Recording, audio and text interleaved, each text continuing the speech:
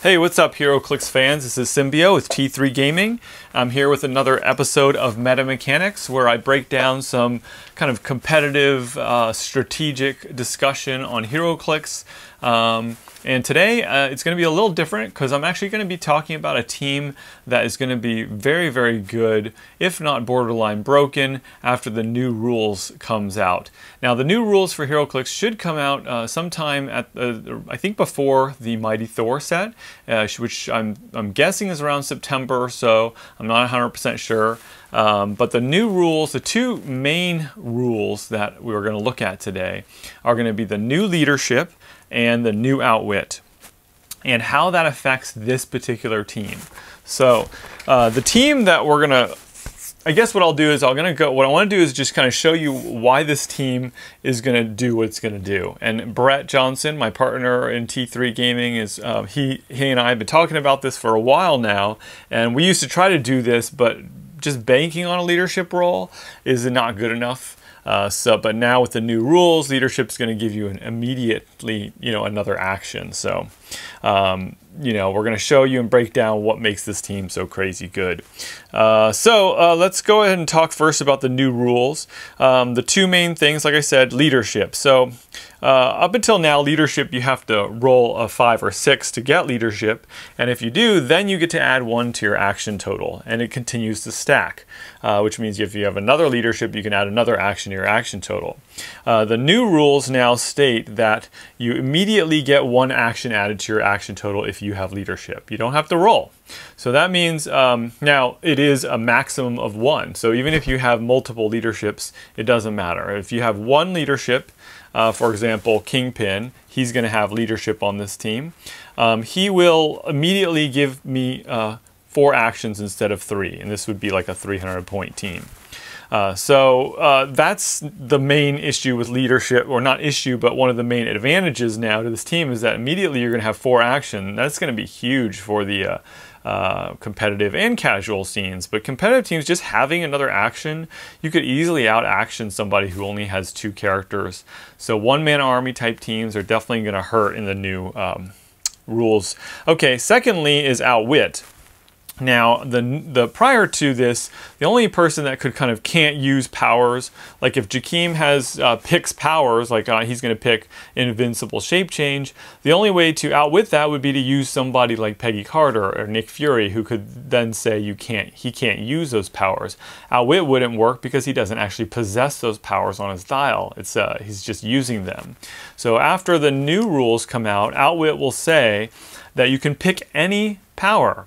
You can pick standard or special, and you just declare it. You have to have a line of fire, and you still have to have range, but if that person has Outwit and they can outwit the character, they can say, Jakeem, you can't use Invincible, and you can't use Shape Change, and even if he hasn't picked it. So if he ever wants to pick it, he can't use it, even if he picks it. And that power doesn't even have to be on his dial or ever in his dial at any point. You can pick the power and say you can't use it, and it's still, even if it never actually gets used, you can still pick it. And that's a big, big deal. Big change in the way that works. It's going to make Outwit significantly more powerful.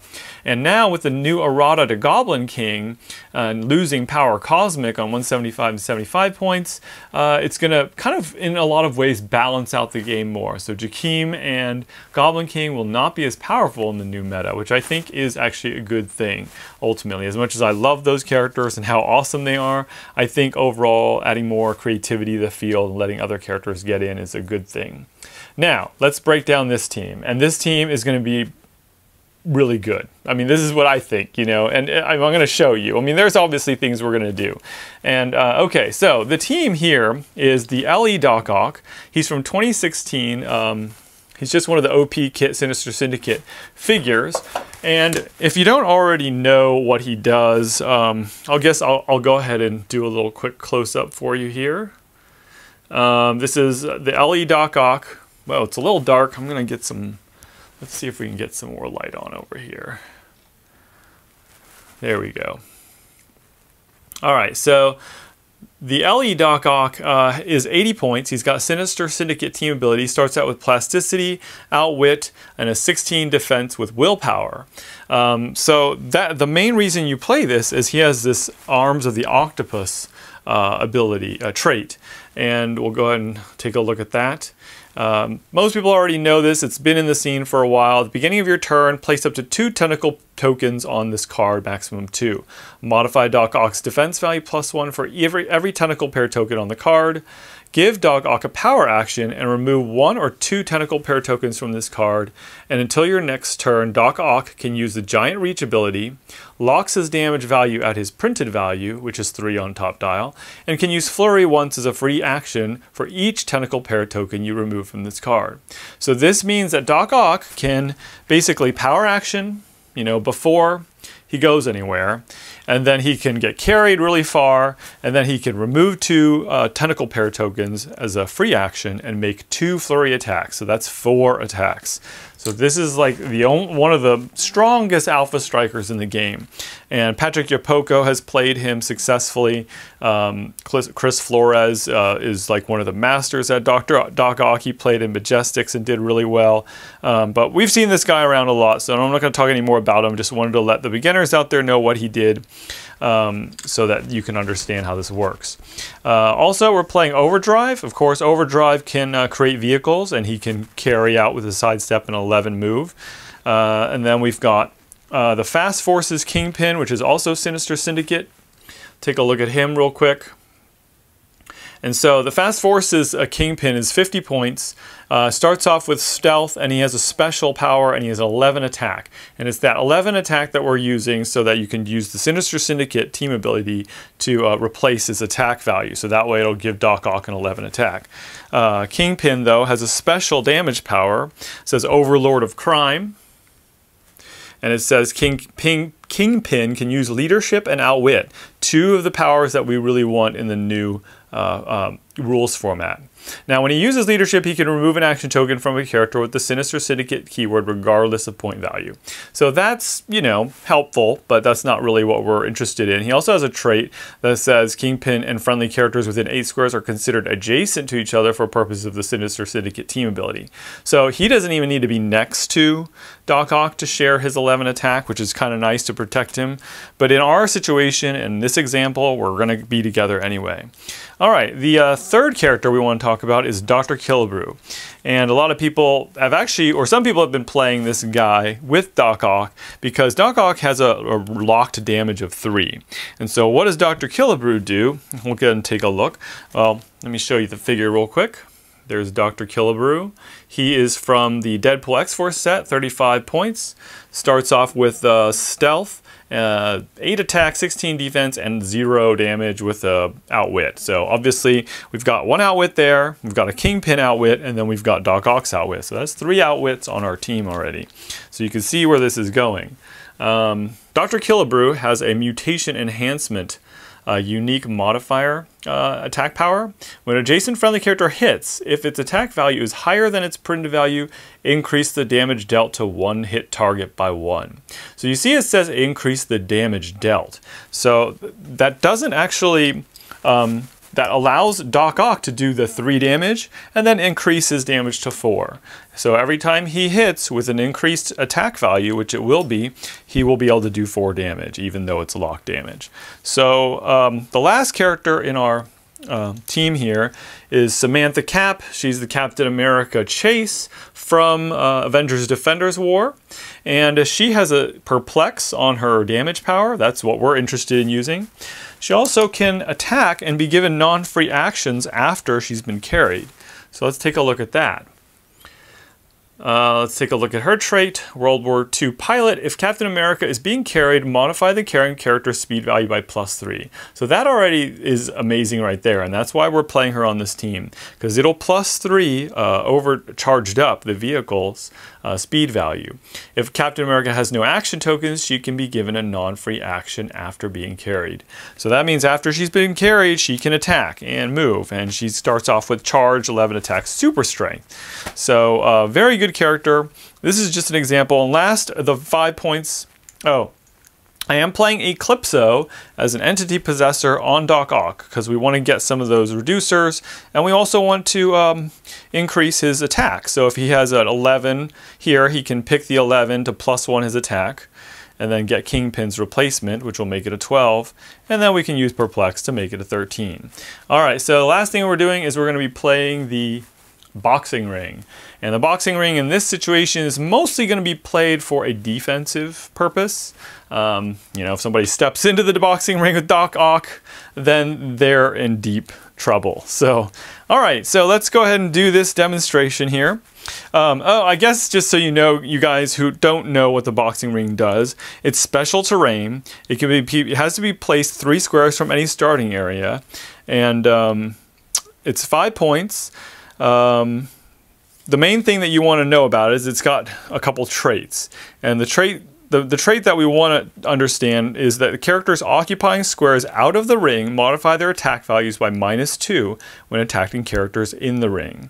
So it doesn't say what kind of attack it is. It just says that if you're outside the ring and you're attacking somebody inside the ring, you're going to get a -2 attack.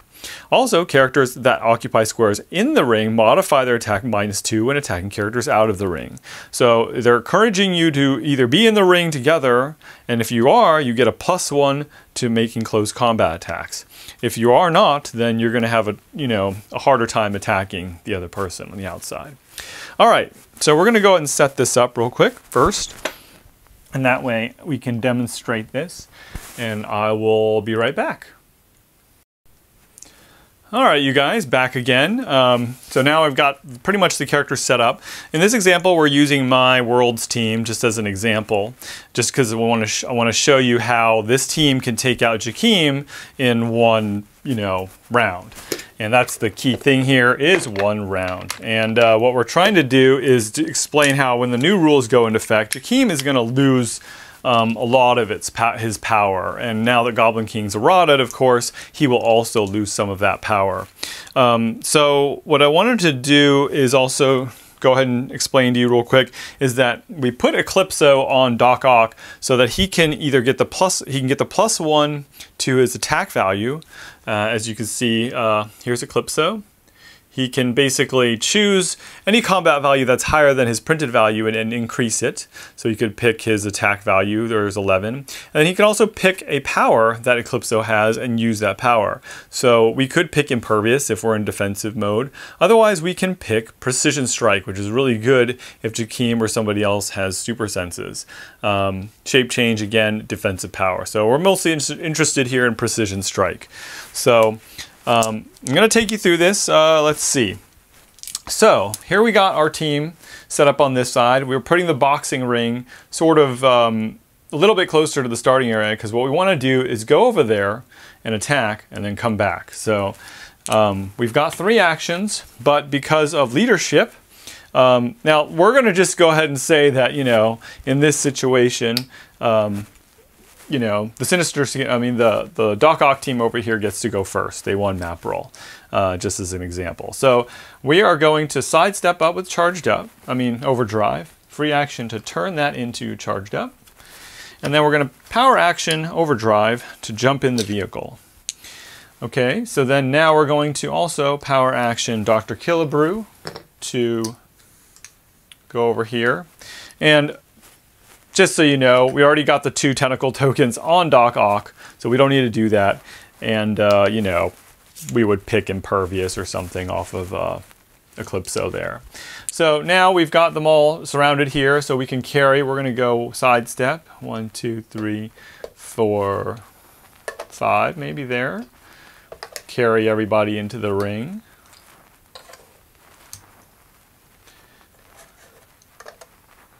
Maybe something like that.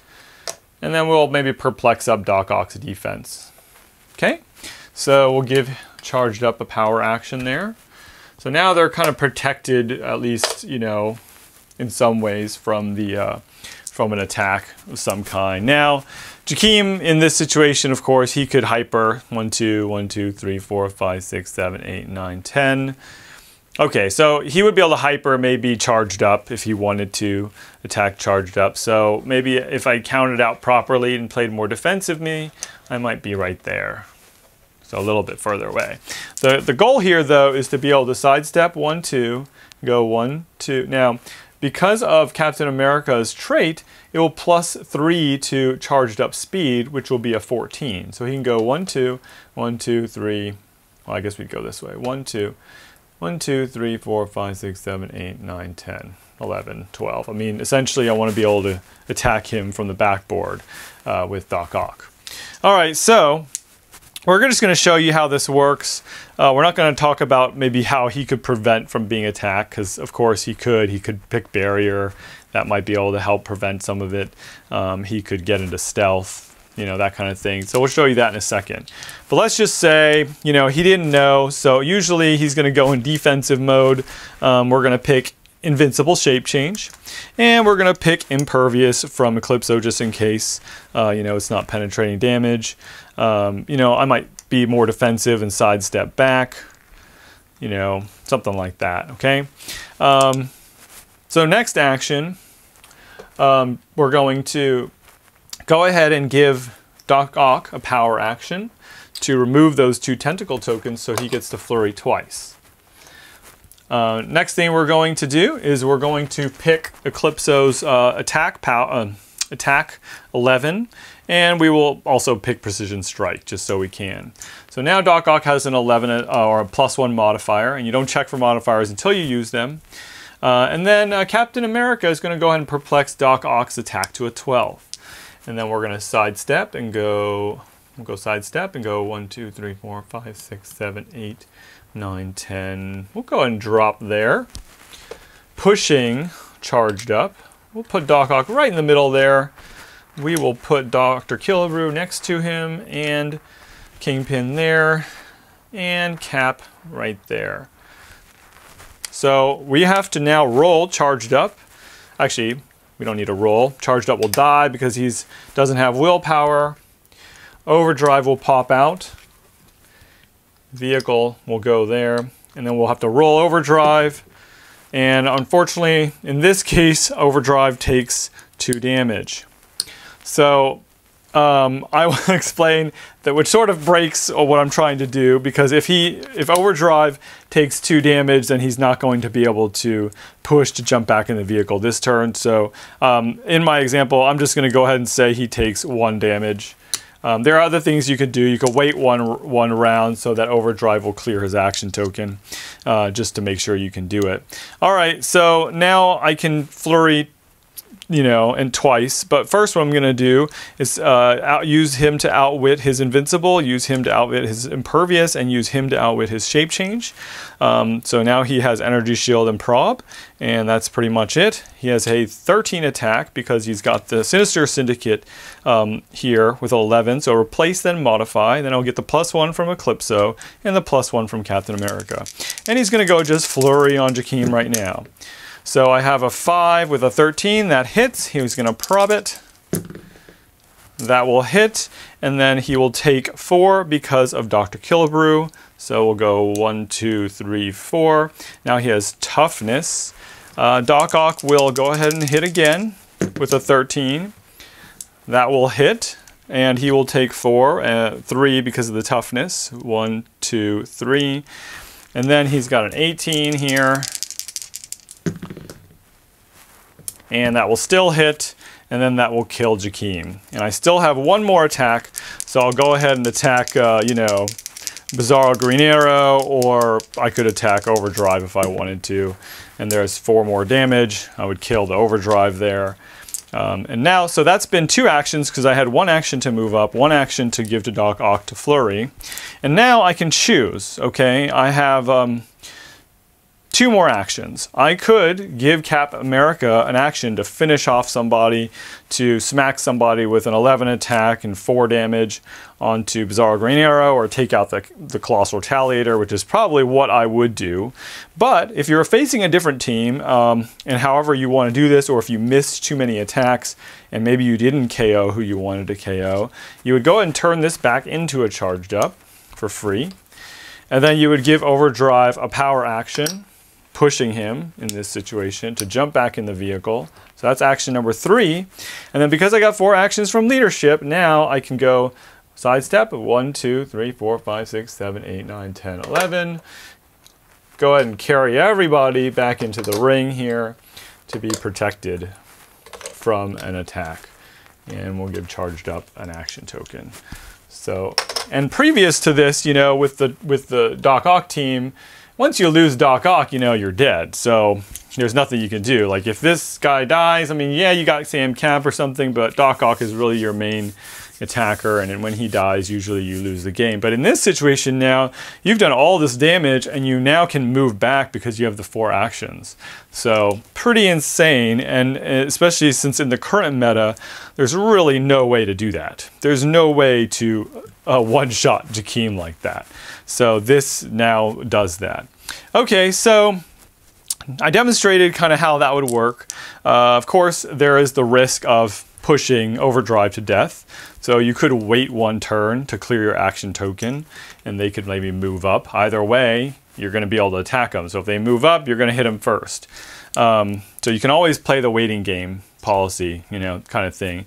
The other thing with that is that you still need to give charged up an action token so that it will die because of the willpower. So there is some trick with that. The other thing is, of course, he could, you know, because he maybe has supreme intelligence, Jakeem could jump into stealth, right?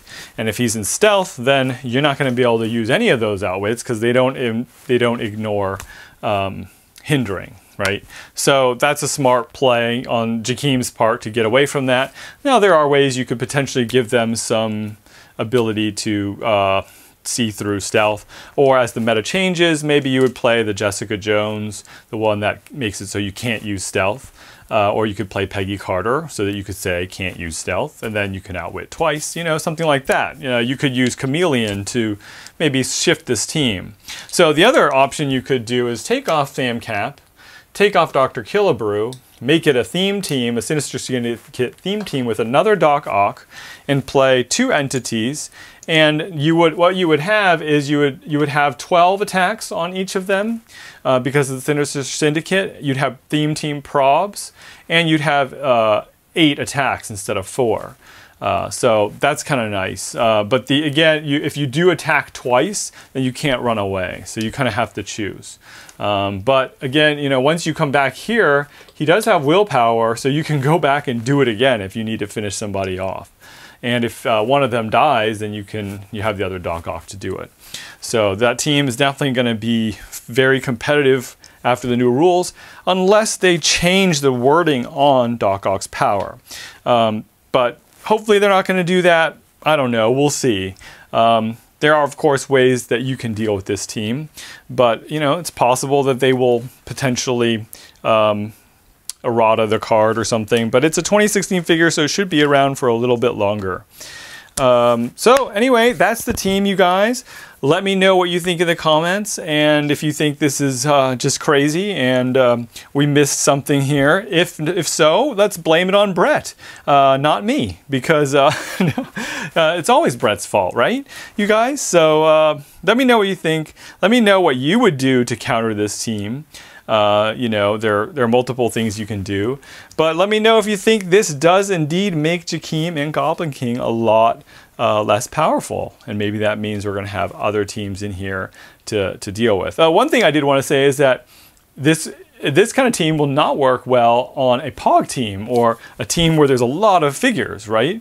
You know, you would just move them all apart, and what would he do? You know, the other thing is that you could, of course, if you could get up there and strike first with somebody with energy explosion or a Pim tank, you could really deal some damage there.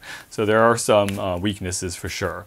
So that's why I would say it's not necessarily broken, but this is very, very powerful, and much more powerful than it was in the previous rules. So, all right, you guys, thanks for watching. We'll see you next time on T3 Gaming.